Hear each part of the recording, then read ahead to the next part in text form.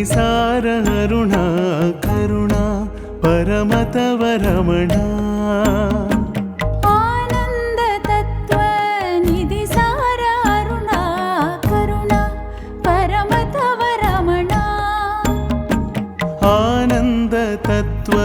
निधिसार अरुणा करुणा परमतव रमणा मायालोक निद्रले पोग नीनिंतन्न वास्तवं चेप्पे आनंद तत्व निधिसार अरुणा करुणा परमतव रमणा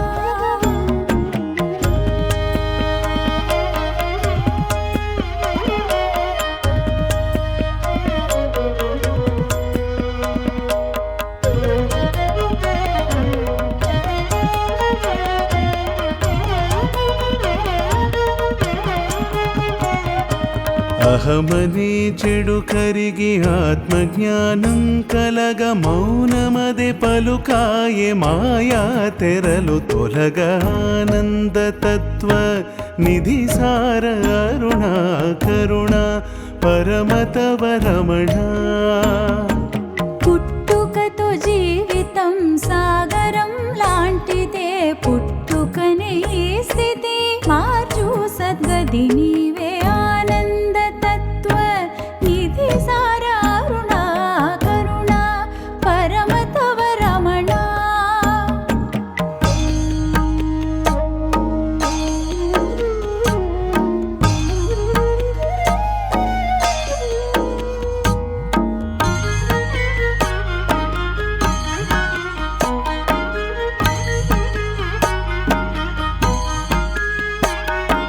पूर्णमदियेले पूर्णमिदियेले अंत पूर्णमुले पुट्टुकदे पूर्णमे ॐ पूर्णमदः पूर्णमिदं पूर्णात् पूर्णमुदच्यते पूर्णस्य पूर्णमादाय पूर्णमेवावशिष्यते ॐ शान्ति शान्ति शान्तिः पूर्णमदियेले पूर्णमिदियेले अंत पूर्णमुले पुट्टुकदे पूर्णमे पूर्णमे मातये पूर्णमे लोतये पूर्णमन्न माटे संपूर्णमेले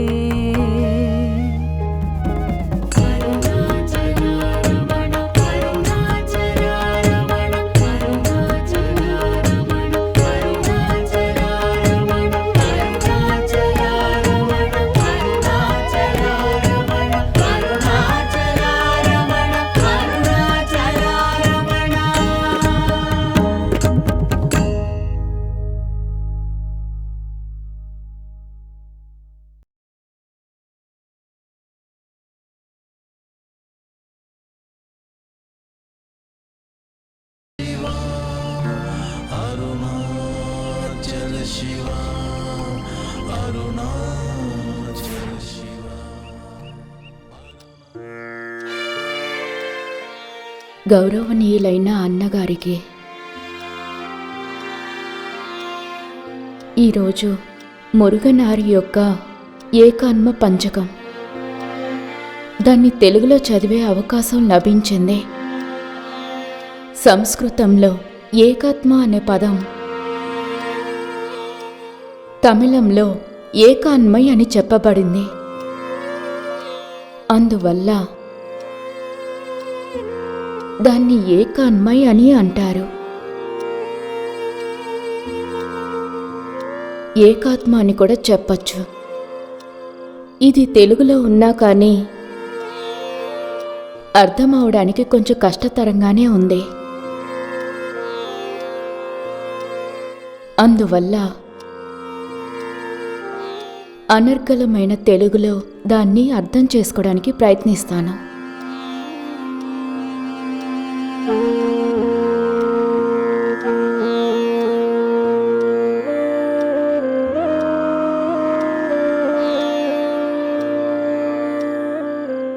ఇది ఇతరులకు కూడా వెళ్ళి చేరుతుందని ఆశిస్తున్నాను. మొదటి కవిత యొక్క అర్థం నేను అర్థం చేసుకున్నది మీతో పంచుకుంటున్నాను.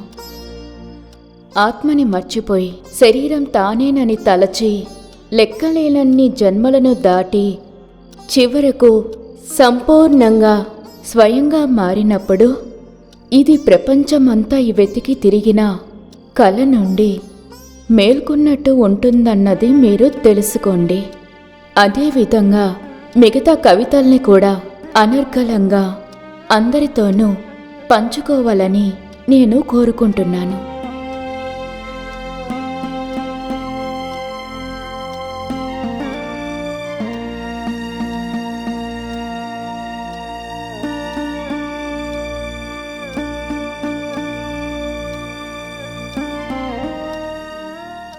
రెండవ కవిత నేనెవరు లేక నేను ఉండే చోటు ఏది.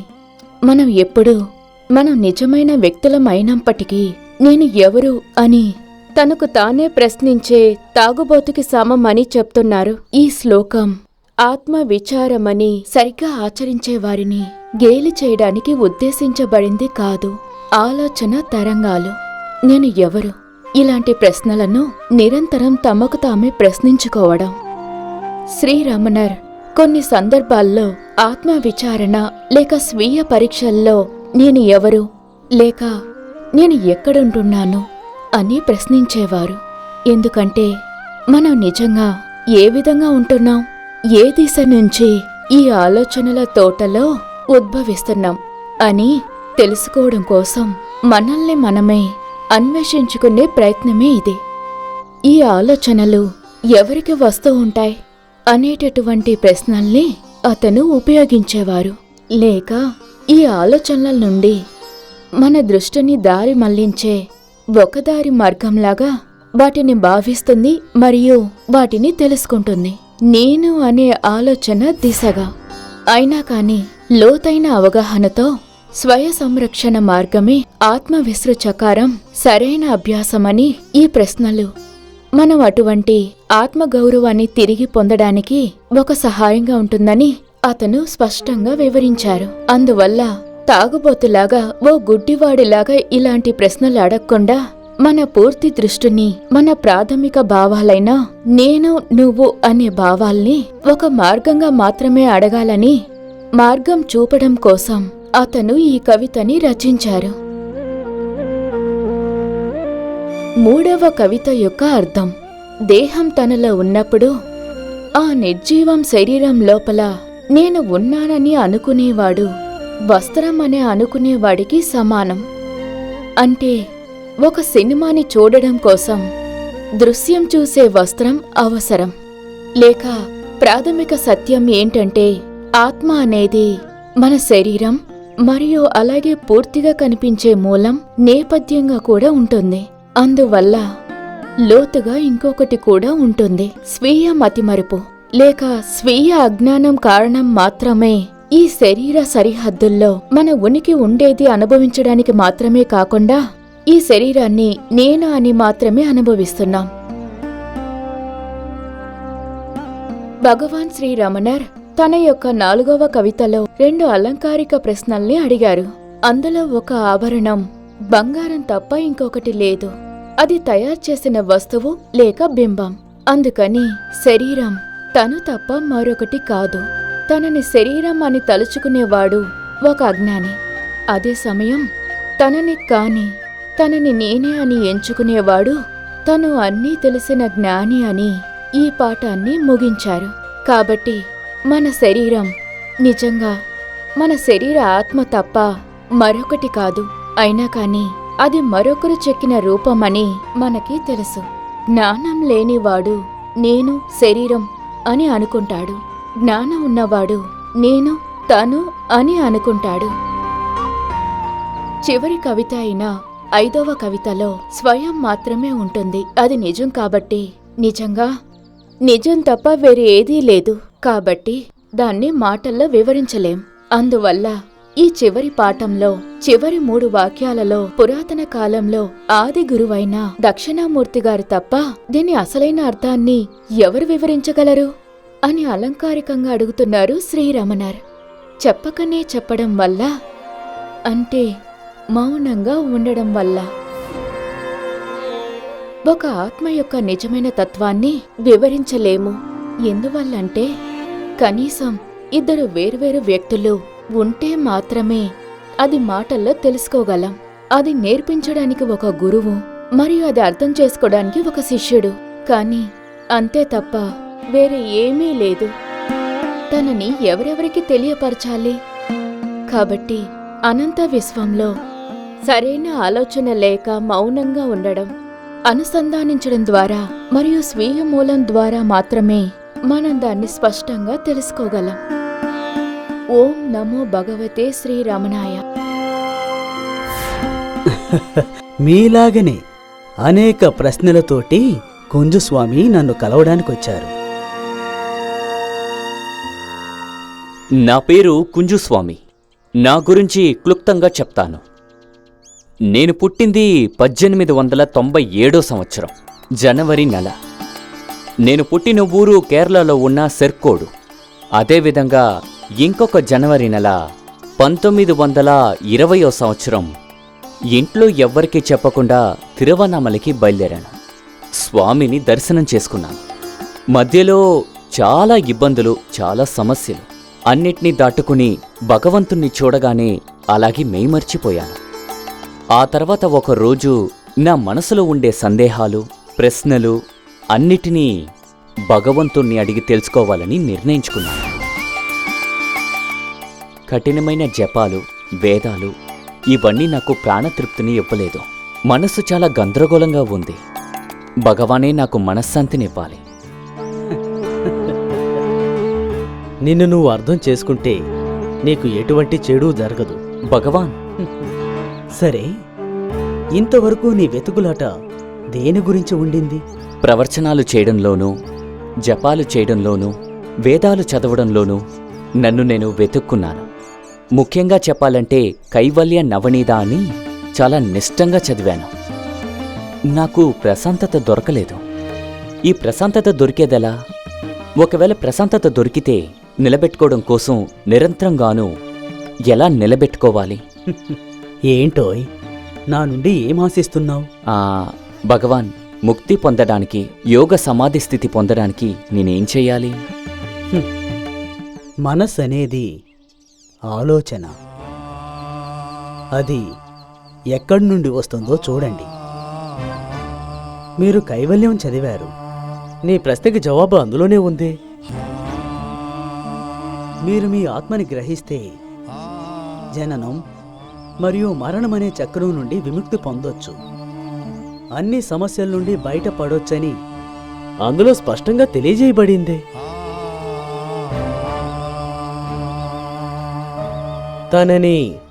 తనని మించిన నాయకుణ్ణి కనుగొంటే భవిష్య నాయకుడే తానే బ్రహ్మ అని ఈ పుట్టుక నుంచి తీర్పు.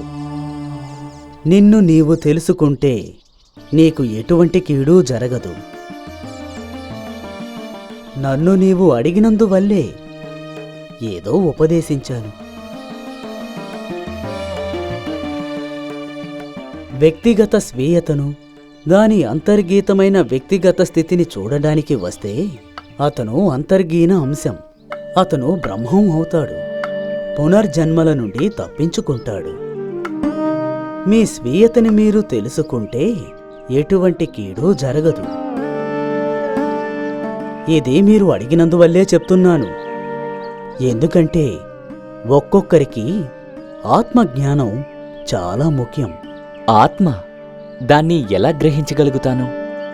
నేను ఎవరు అన్నది ముందుగా తెలుసుకోవాలి. నేను ఎవరు అన్నది ఎలా తెలుసుకోవడం?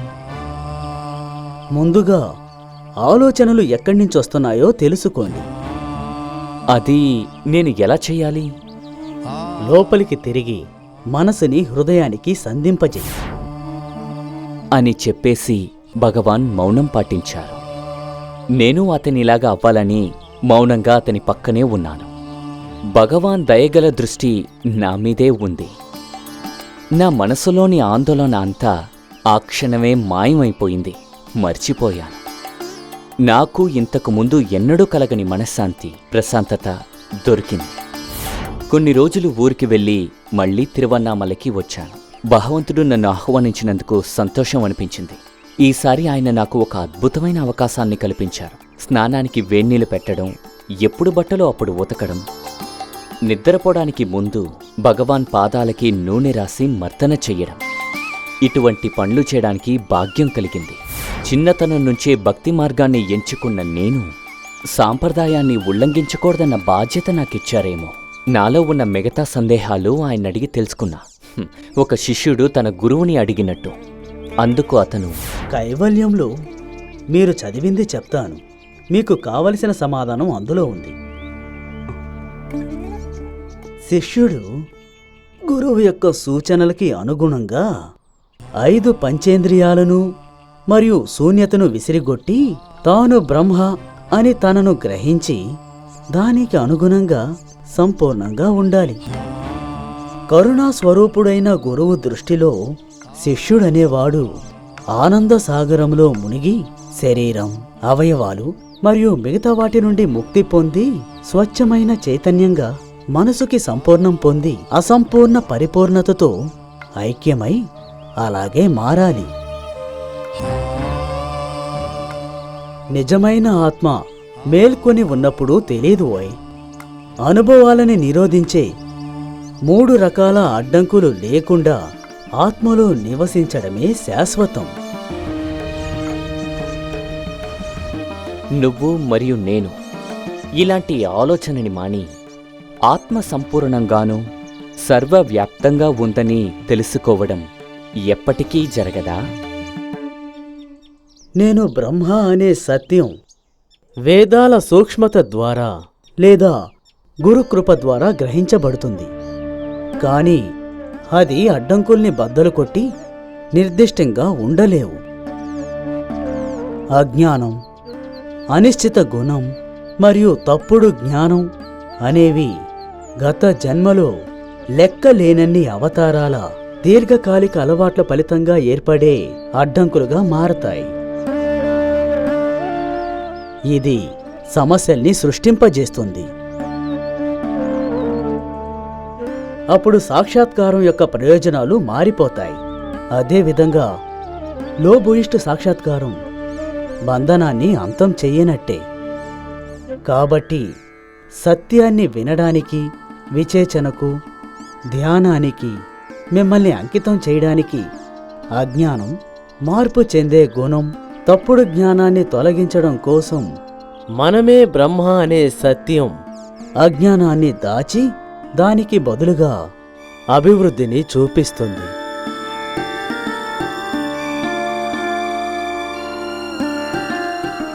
దృఢ విశ్వాసం అనేది గురువు మాటలలో దృఢ విశ్వాసం లేకపోవడం వల్ల కలిగే గందరగోళం. అతీంద్రియ ప్రపంచ వాస్తవం, శరీరమే ఒక ఆత్మ అనే భ్రమ తప్పుడు జ్ఞానం. అందుకే జ్ఞానులు అంటుంటారు, సత్యాన్ని వినడం అంటే అది నువ్వే అనే బోధనకు మళ్ళీ మళ్ళీ మనసుని బోధించడమవుతుంది. ధ్యానం అనేది మనసులో ఒక మొహం. వీటిని ప్రతిరోజు చేస్తూ వస్తే ఖచ్చితంగా ముక్తి దొరుకుతుంది. అందువల్ల ఏదీ అవసరం లేదు. స్వచ్ఛమైన శాశ్వత చైతన్యంగా మచ్చ లేకుండా జీవించి ఉండడమే ముక్తిని పొంది శరీరాన్ని విడిచాక తనంతటా శాశ్వతంగా జీవించవచ్చు.